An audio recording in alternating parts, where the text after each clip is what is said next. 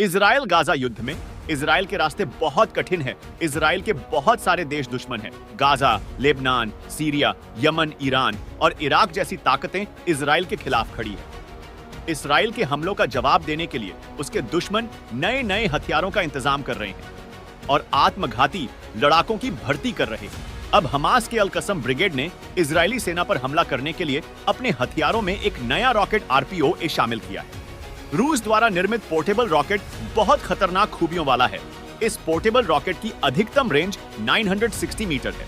इसकी direct capacity 300 metre है।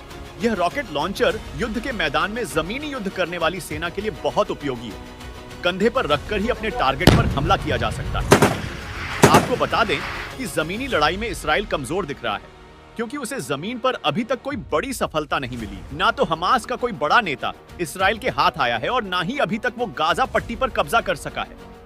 Hamas के लड़ाके इजरायली सैनिकों को कड़ी टक्कर दे रहे हैं। इस रॉकेट लॉन्चर के जरिए इस टैंक को उड़ाने का ये वीडियो बताता है कि किस तरह से यह लड़ाके इजरायली सेना के लिए मुसीबत बने हुए हैं। इधर इस्लामिक रिवॉल्यूशनरी गार्ड कॉर्प्स यानी IRGC के एक कमांडर की मौत के बाद ईरान भी इजराइल पर भड़क उठा है।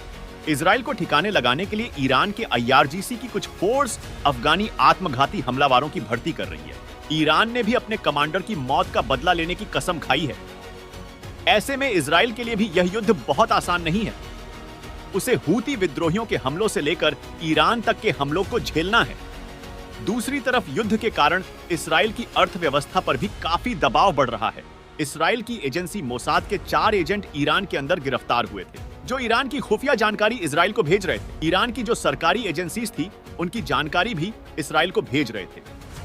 मोसाद के इन 4 एजेंट को ईरान ने गिरफ्तार करके जेल में डाल दिया और उनको फांसी की सजा सुना दी। लेकिन फांसी की सजा की कोई डेट मुकर्रर नहीं हुई थी कि किस दिन को फांसी होगी। लेकिन आज खबर बता रही है कि आज जुमे के दिन सुबह सुबह ईरान ने इन 4 को लटका दिया है। ईरान के न्यूज एजेंसी मुताबिक सुबह सुबह आज ईरान ने इन 4 को लटका दिया, जिसके बाद ईरान और इस्राइल के बीच तनाव और ज्यादा बढ़ सकता है। न्यूज एजेंसी मिजान के मुताबिक ईरान ने इस्राइल से अपने कमांडर की मौत का एक छोटा सा बदला ले लिया है। ये काफी बड़ी खबर है। इस्राइल का प्रधानमंत्री नेतन्याहू खुद अपने ही लोगों से जलील हो रहा है।